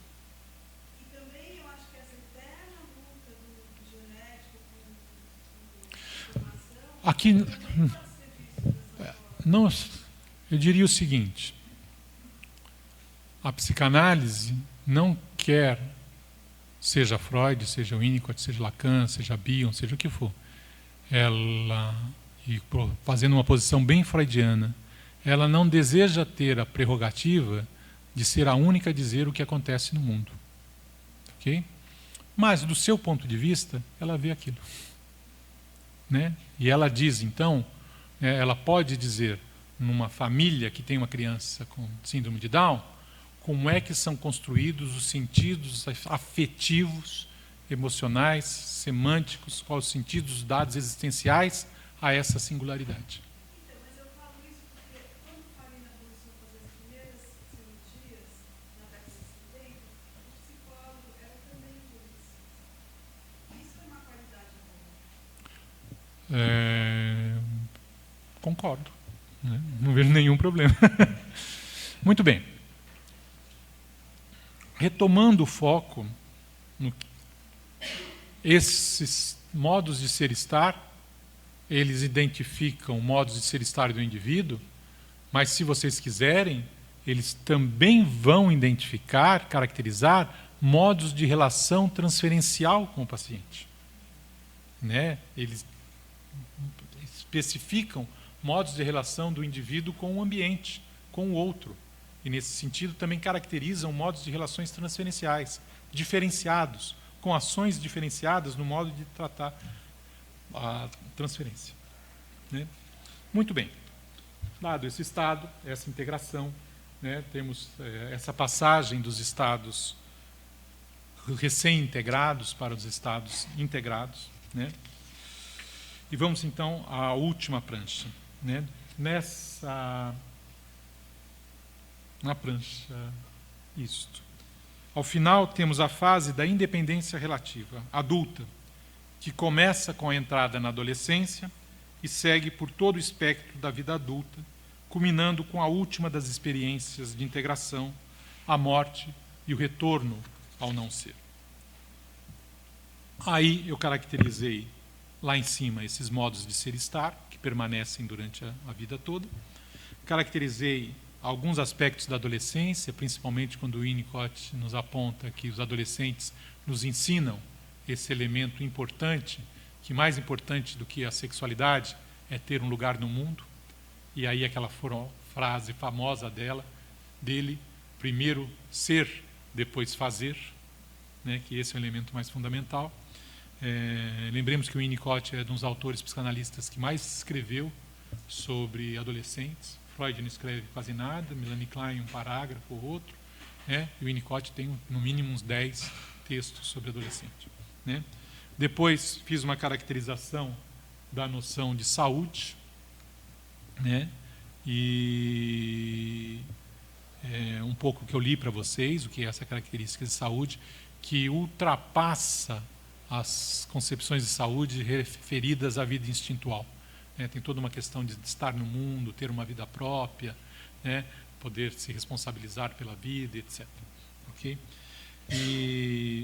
Então fui dando diversos aspectos da saúde, que inclusive a vida social, a riqueza na vida social é um dos aspectos da saúde, e caracterizei a morte, como o próprio Winnicott caracteriza, como o último elemento integrador da existência. É quando fechamos o livro. Né? Tanto que o Winnicott tem aquela formulação notável, quase literária, né? Que é: espero que quando a morte chegar eu esteja vivo para ter essa experiência. Né? E nós sabemos que muitas pessoas morrem antes, né? E continuam com o corpo lá, né? Às vezes jovens, né? E passam a vida como zumbis. Okay? Muito bem. A esse conjunto que nós poderíamos seguir conversando, distinguindo, e que levanta muitas questões, né? A esse conjunto assim desenhado, deveríamos acrescentar uma apresentação que marcasse em que momento desse processo de desenvolvimento localizamos a gênese das diversas psicopatologias. Porque nós vimos isso tudo que eu apresentei para vocês na saúde, né? E quando acontece alguma coisa, né? E aí, então, identificar cada uma das fases, ou alguns momentos das fases, com as gêneses de algumas psicopatologias. As psicoses são as pessoas não integradas ou que chegaram à integração e perderam a integração. Diz respeito a... Ela é gerada em problemas nas fases mais primitivas do desenvolvimento, geradas por falha de sustentação ambiental. Aqui poderia ter a discussão, mas não é gerado também organicamente, não tem determinações orgânicas ao que o Winnicott responderia. Estou considerando aqui as determinações orgânicas também como falhas ambientais. Não o ambiente externo, mas o ambiente onde o indivíduo é. Né? É claro que isso é uma longa discussão para isso, não vou entrar nos detalhes, só estou apontando a porta de entrada para isso. Okay? Depois, por oposição à psicose e às neuroses, são as pessoas então integradas, whole person, pessoas inteiras, né? Onde os conflitos... nos referindo então ao momento onde a pessoa tem conflitos e mecanismos rígidos de defesa no trato dos problemas que pessoas inteiras têm no trabalho de administrar a vida instintual ou sexual geradas quando o indivíduo conquistou esse tipo de integração. Né? Os neuróticos são aqueles que têm problemas de relacionamento. Os psicóticos são aqueles que têm problemas de ser. Né? Que, se forem bem tratados, chegarão a serem neuróticos com problemas de relacionamento. Entre os neuróticos e os psicóticos, o Winnicott coloca aqueles que têm problema de humor, ou os depressivos, ou as depressões. E ele considera que está nesse grupo as pessoas recém-integradas, onde que são gerados problemas de humor e gerados por problemas entre esses dois extremos, portanto, nas fases entre esses dois extremos. Depois temos aí um conjunto de sintomas que não são referidos propriamente a fases, né, mas podem estar presentes em diversas fases do desenvolvimento ou ser geradas em diversas fases do desenvolvimento. Esses sintomas são a atitude antissocial, como fruto do fenômeno de deprivação, o indivíduo tem e perde, né, com o indivíduo em condições de responsabilizar o ambiente por esta falha ambiental. Né? Temos também os chamados pacientes borderline. Né? Pacientes borderline são que, para os outros, ele é um relações públicas, um cara organizado, um neurótico, bem atencioso e solícito. Mas, para si mesmo, ele tem problemas profundos, associados a ser ele mesmo, ter uma vida que é a dele. Né? Então, a estrutura falso self, no seu sentido patológico mais extremo, né? O falso self patológico no sentido extremo e o termo borderline são sinônimos, por assim dizer. Falso self todo mundo precisa. Né? Eu saí de casa agora de manhã, vamos supor que eu tivesse brigado, né, com o meu filho, com minha mulher, e venho para cá e dou aula para vocês sem que isso cause grandes perturbações. Né? É claro que há uma adaptação isso, mas isso às vezes eu brinco, né? Você brigou em casa, sai do apartamento, pega o elevador e o vizinho pergunta: e aí, como é que vai? Tudo bem? Você dá a resposta curta: tudo bem. Né? Se você não conseguir ter um falso self, você vai explicar para ele o que aconteceu. Vai querer que ele entenda. Né? Esse tipo de formulação. E, por fim, os chamados sintomas psicossomáticos, que podem ser gerados em diversos momentos do processo de desenvolvimento, que o Winnicott considera todo sintoma psicossomático como uma tentativa de integração das partes do indivíduo. Aí, dentro desse cenário, ainda também as adicções, que o Winnicott coloca como derivada de problemas na fase da transicionalidade, né? E que o Joyce McDougall amplia para problemas antes da transicionalidade e depois da transicionalidade. As adicções como aquele tipo de procura do indivíduo por alguma coisa que faça com que ele se sinta, ou que ele preencha um vazio existencial. Né? Então, tem uma frase de Eigen, Michael Eigen, que diz: as pessoas não procuram as drogas pelo prazer, elas procuram elas mesmas. Né? E aí tem um aspecto importante de como tratar dos adictos. Muito bem. Finalizando, então, esta apresentação, ela visa fornecer um panorama nos quais os detalhes dos acontecimentos e marcos desse desenvolvimento não foram evidentemente analisados. Para um estudo mais detalhado, pode-se consultar tanto esta minha maneira de compreensão, seja em termos de uma análise geral da obra de Winnicott e sua teoria do desenvolvimento.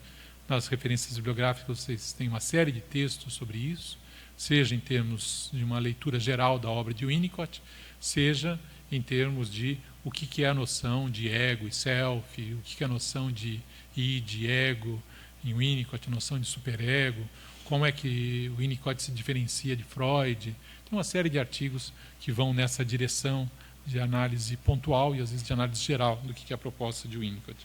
Né? Seja em diversos textos dedicados à literatura secundária, dedicados a obras de Winnicott, né? Todos esses estão colocados aí nas minhas referências bibliográficas.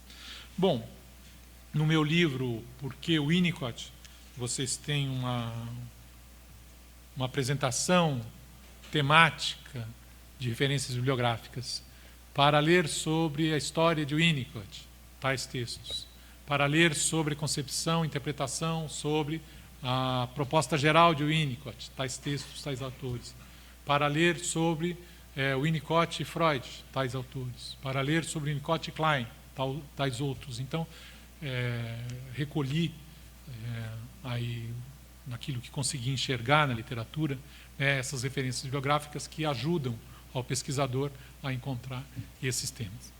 Bom, na conferência de hoje, depois temos aí todas as referências bibliográficas, isso depois eu passo para vocês. Essa conferência ela ainda vai ser um pouco editada, de maneira que eu possa eventualmente fazer pequenos cortes, organizar isso, colocar os slides de maneira correta. No final coloco todas as referências bibliográficas, né? E possivelmente também vou colocar legenda com aquilo que não está em slide.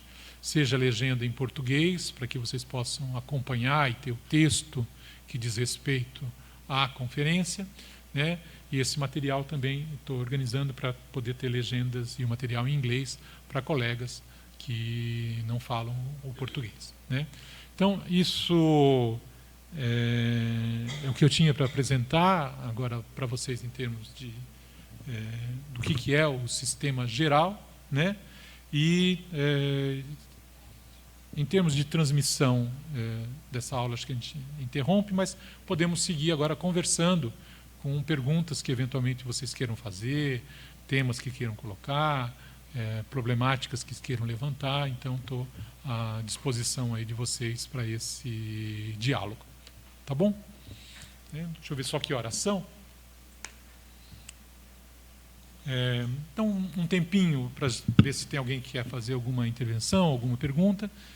A gente tem aí uns 15 minutos para a gente poder conversar um pouco, tá bom?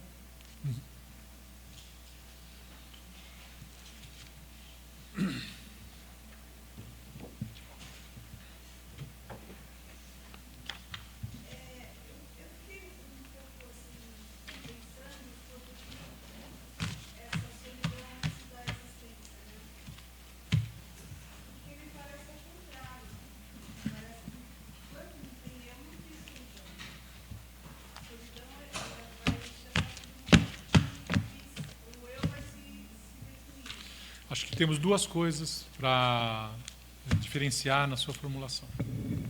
Uma, a apreensão de si mesmo como sozinho, eu mesmo formular, eu estou sozinho, depende de perceber-me eu num ambiente e perceber que não tem nada naquele ambiente. Ou não tem nada junto comigo, ou não tem ninguém junto comigo. Portanto, nesse sentido, eu precisaria ter chegado nessa integração. Agora, a experiência que o bebê tem de que ninguém o acode, né? Ainda que ele mesmo não possa formular estou sozinho, né?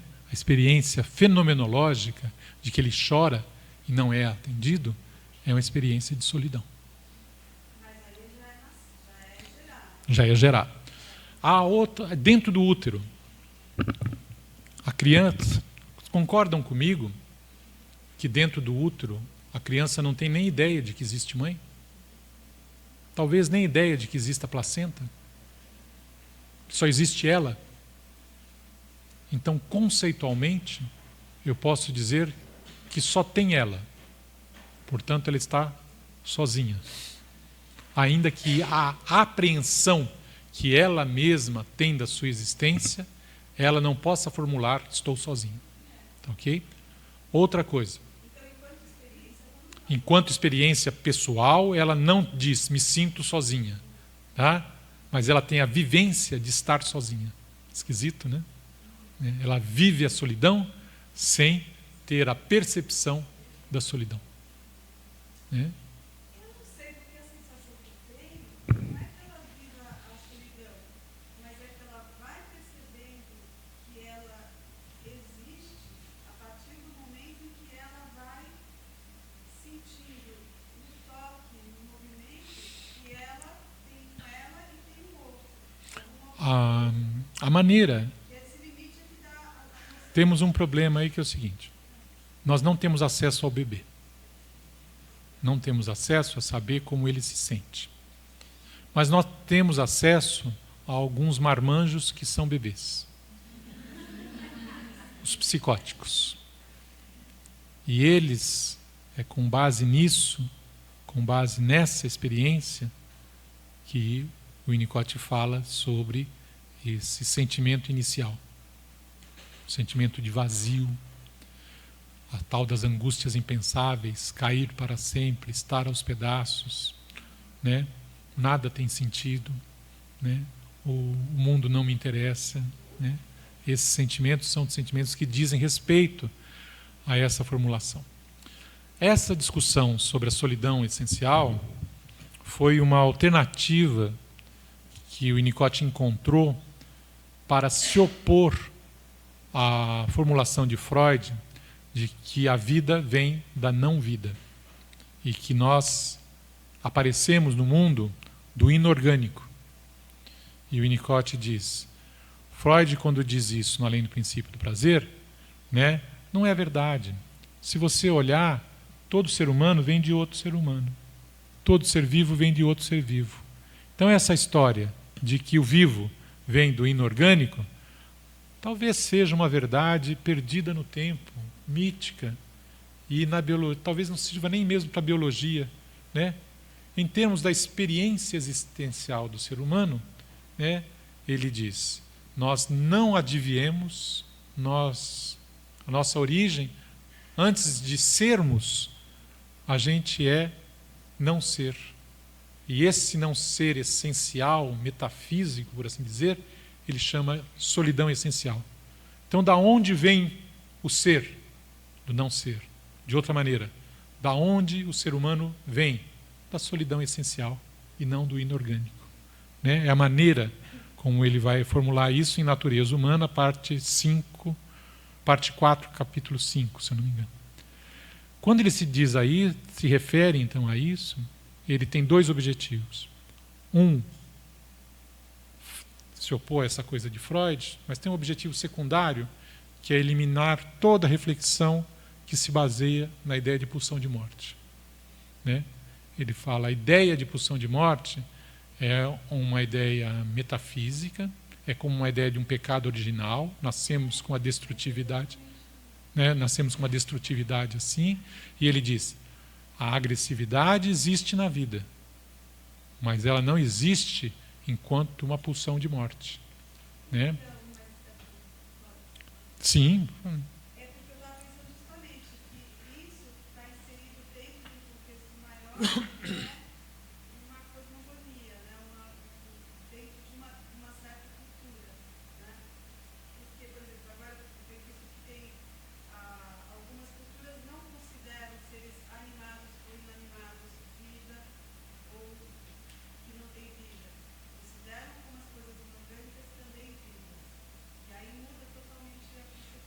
Aí, nesse caso, não tem a ver com isso, tá? Porque o Winnicott é tão ocidental quanto Freud, tanto quanto Klein, quanto Lacan, quanto toda a psicanálise construída dentro de sociedades que fazem distinção entre aquilo que é animado e inanimado.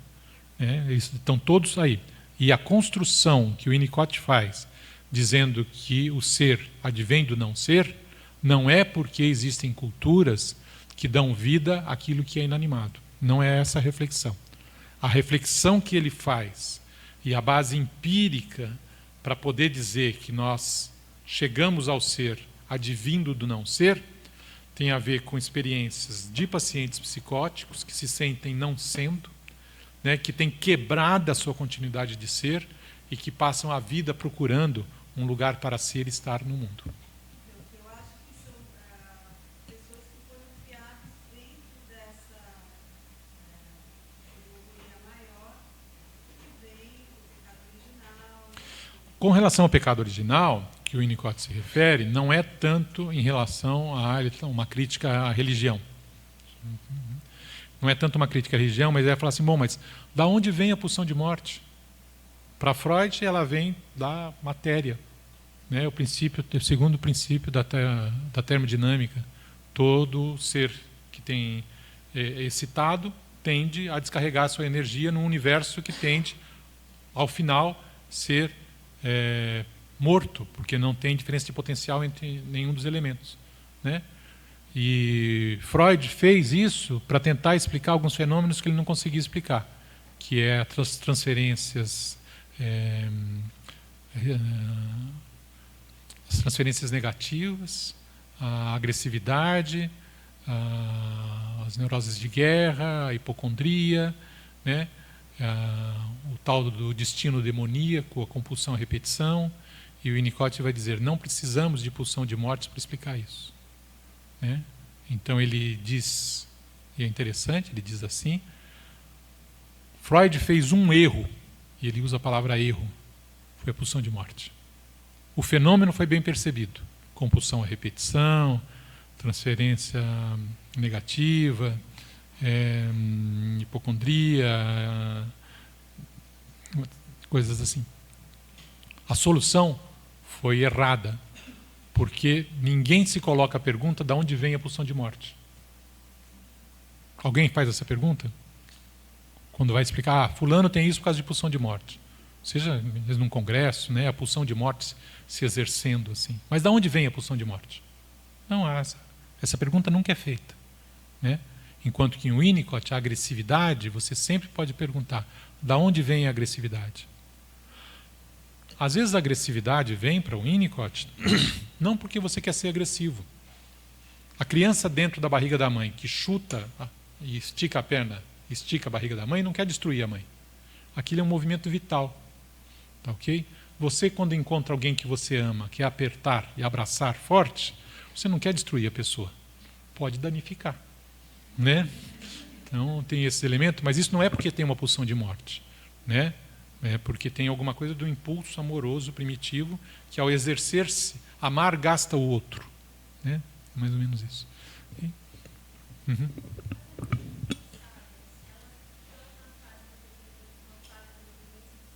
Sim, as agonias impensáveis são vividas no momento onde aquela experiência sou, né, ela é quebrada e o sujeito não tem aonde se apoiar. Né? Ele está não só sozinho, mas ele está totalmente em pedaços, ou ele está caindo para sempre, ele está aniquilado, nem mesmo morte, porque nesse momento a criança não sabe o que é morte. Né? Ela está aniquilada na sua existência. Ela se dá entre ser e não ser, no sentido de... O ser é uma integração, se vocês quiserem. O não ser é uma desintegração. Duas maneiras de viver esse estado das agonias impensáveis.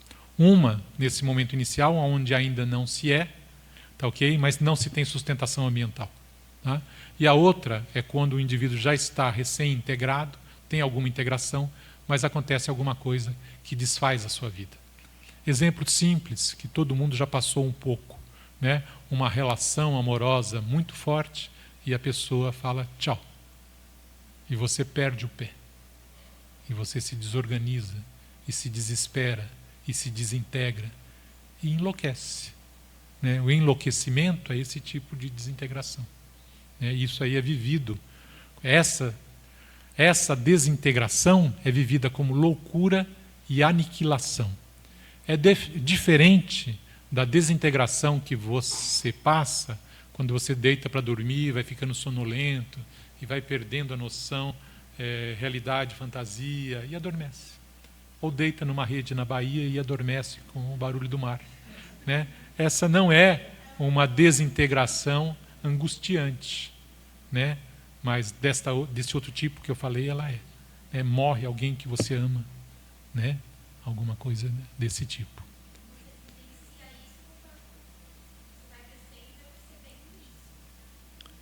Eu não entendi a pergunta.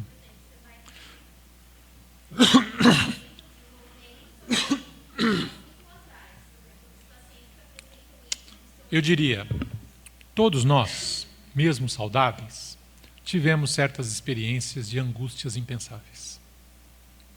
Certo? Tive uma cólica terrível e por mais que mamãe fizesse, por mais que as coisas acontecessem, nada acalmou aquilo. Então eu tive experiências desse tipo. E pode ser que na vida adulta, dependendo do que estiver acontecendo, mesmo tendo sido uma pessoa que chegou a determinadas integrações saudáveis, né, eu posso ser jogado para essa situação. O que é interessante aí nesse sentido é que o Winnicott não tem um pensamento propriamente estrutural. Eu me estruturo como neurótico, como psicótico. É relacional. Tá ok? Eu posso ser bom ou mal dependendo da situação. Eu posso ser integrado, neurótico e preocupado com o outro, mas posso estar na guerra, matando os outros, sendo um assassino sem escrúpulo, né, naquele outro ambiente. Uhum.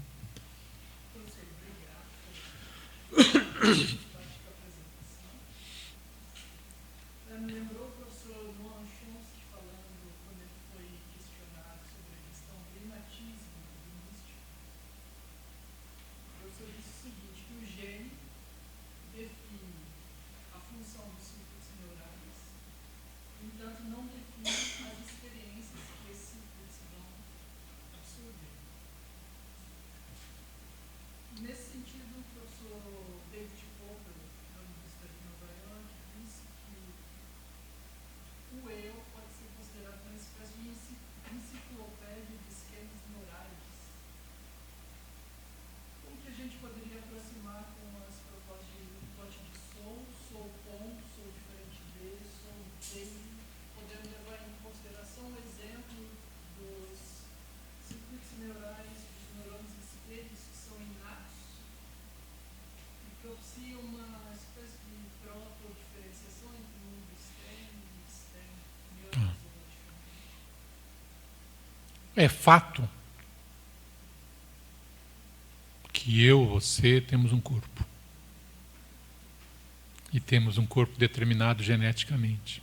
E temos um sistema nervoso que funciona de uma maneira extremamente complexa, com neurônios espelhos, com bases, com sinapses que funcionam, sinapses que não funcionam. Isso é fato.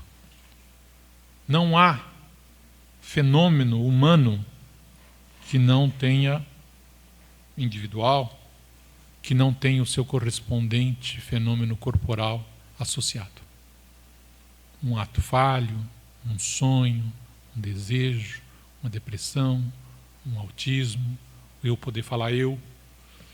Tudo isso tem uma base corporal ali sempre presente.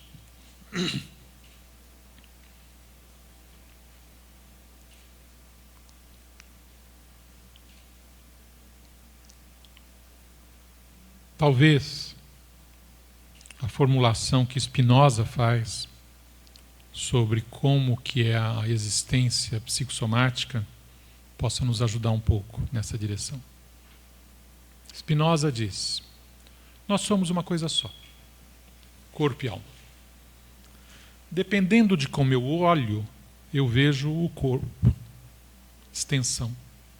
Dependendo de como eu olho, eu vejo o pensamento, ou o psiquismo.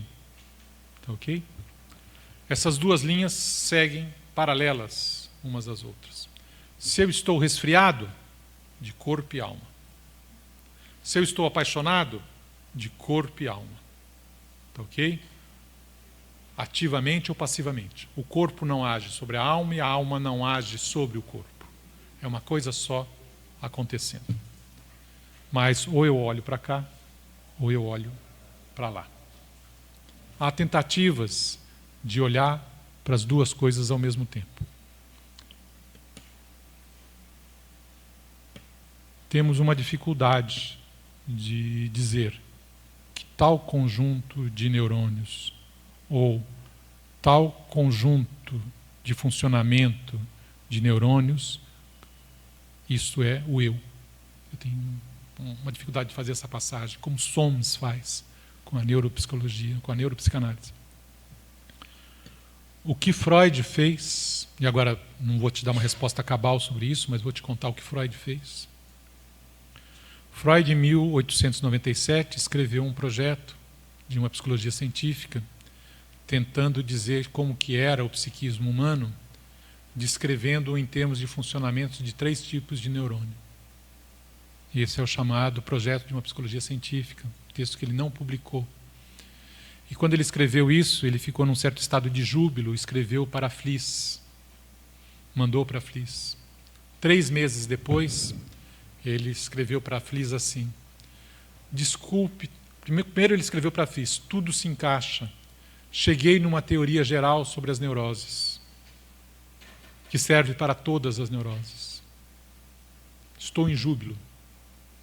3 meses depois ele escreve: desculpe tê-lo submetido a este ataque de insânia.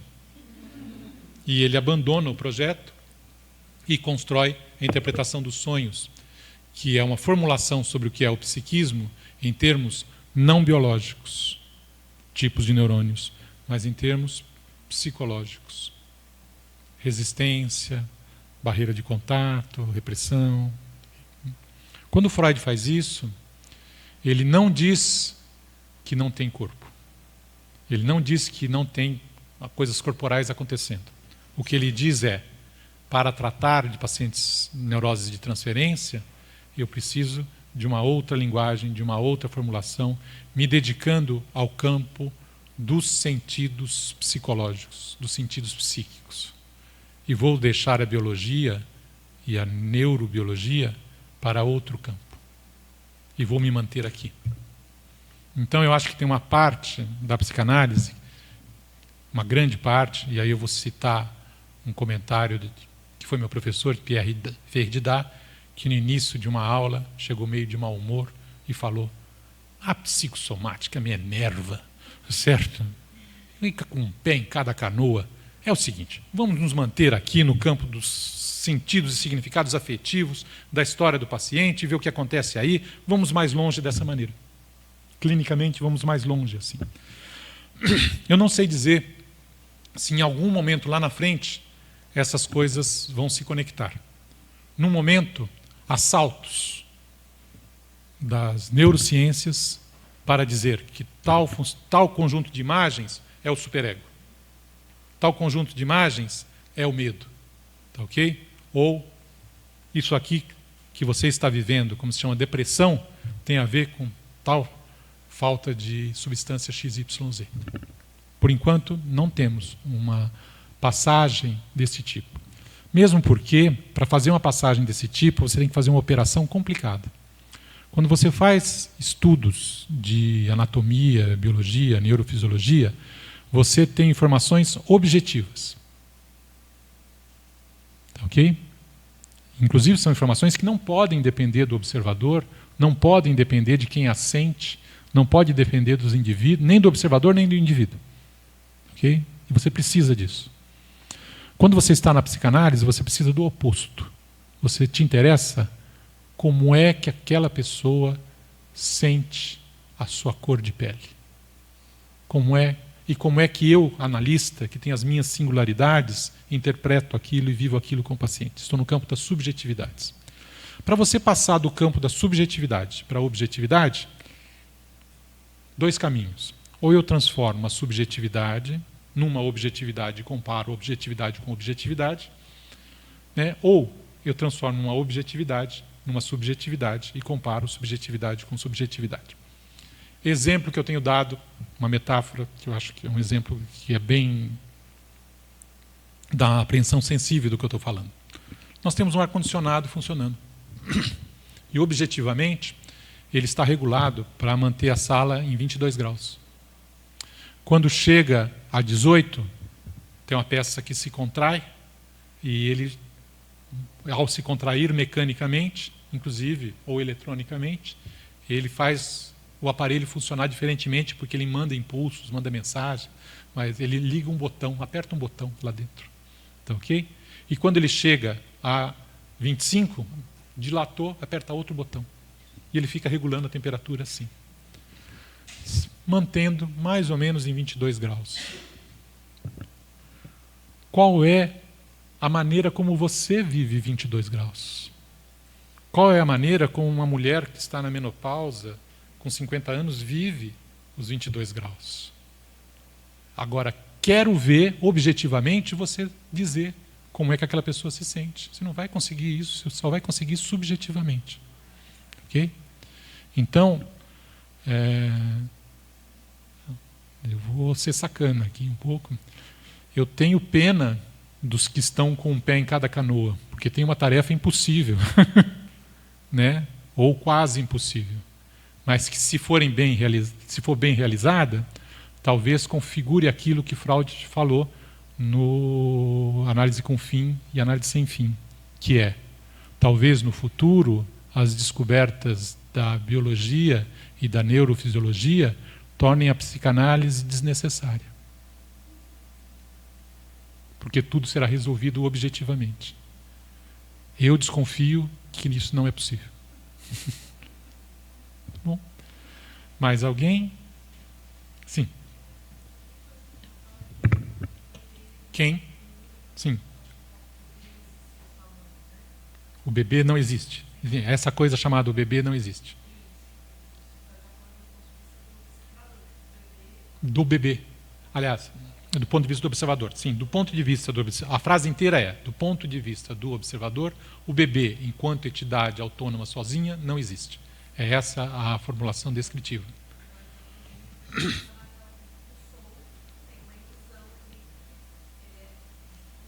Uhum.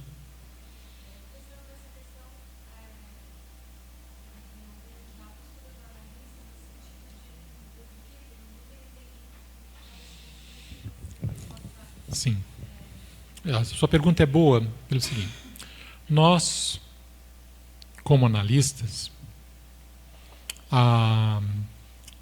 esse momento em que a formulação o bebê não existe, me leva àquele momento inicial da vida intrauterina e da primeira fase da dependência absoluta, onde, do ponto de vista do bebê, não existe outro, não existe ambiente, não existe nada, e só existe uma existência subjetiva. E a mãe, quando está lá, né, ela é o objeto subjetivo do bebê, né? Então, nesse momento, o ambiente funciona como o objeto subjetivo do bebê.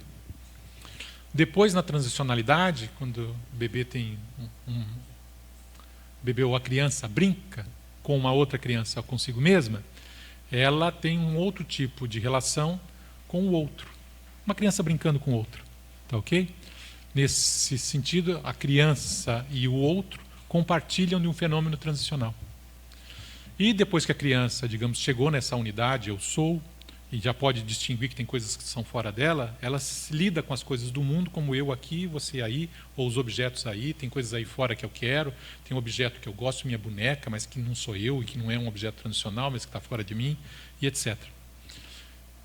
Depois ainda tem um momento em que eu sou uma pessoa inteira, tá? E que você e você são duas pessoas, uma diferente da outra, eu tenho relação a três, por assim dizer, mamãe, papai e eu, relações edípicas. Esses três modos de relação, eu diria que estão presentes na nossa vida o tempo todo. Às vezes mais aqui, às vezes mais ali. No caso da psicanálise, e no caso da relação com o analista, isso também marca 3, 4 modos diferentes de viver a relação transferencial. Quando o analista está no lugar do objeto subjetivo, quando fazendo a sustentação ambiental e para o paciente ele nem existe, quando o analista está compartilhando um fenômeno transicional, né, junto com o paciente, no tipo de comunicação que a gente chama brincadeira. Às vezes não é dar risada, é só uma comunicação profunda. Okay? Às vezes ele está nesse tipo de relação eu, não eu, onde só tem a diferença de que o outro é diferente de mim. E às vezes ele está numa relação onde o analista é como meu pai, como minha mãe, em relações transferenciais clássicas enquanto objetos externos. Em cada uma dessas situações, o analista funcionará diferentemente. Um exemplo clássico disso, para vocês entenderem logo, é o exemplo que ele dá na introdução de consultas terapêuticas, quando ele vai falar da primeira entrevista em psicanálise. O paciente vem com uma série de expectativas, e o que faz o analista? Só ocupa o lugar do objeto subjetivo. Nesse sentido, ele nem existe enquanto pessoa. Né? Vou falar de um exemplo clínico meu. Eu tratei com um paciente durante 1 ano e meio, em que ele precisava me contar a história, me explicar histórias, tudo, e eu só precisava alimentar aquilo para que ele fizesse essa história toda. Então eu não existia enquanto pessoa. Tá? Eu só dava sustentação ambiental. Então, nesse 1 ano e meio, eu funcionei com um objeto subjetivo, dando sustentação ambiental. Depois, ao longo do tratamento, e às vezes, até mesmo numa mesma sessão, você está ora num lugar, ora no outro. Né? E essa maneira de identificar esses diversos modos de ser e estar, diversos modos de relacionar, elas indicam aí modos de relação transferencial e modos de ação que você tem com o paciente. Então, ações clínicas diferentes, né? De cuidados ambientais diferentes. Então, é nesse sentido. Né? É claro, e aí uma outra observação importante, para finalizar, nós não tratamos do adulto. O adulto cuida de si mesmo. Nós tratamos sempre da criança que vem nos procurar, trazida pelo adulto. Né? Bom, muito obrigado. Né?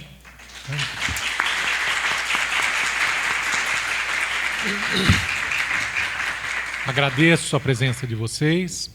Tão logo eu consiga editar este material, ele será colocado no YouTube, para vocês terem acesso, né, e acesso à conferência, que é um pouco mais viva, mas também acesso ao texto, às pranchas e ao material, enquanto isso não é publicado em livro. Bom, até a próxima, obrigado.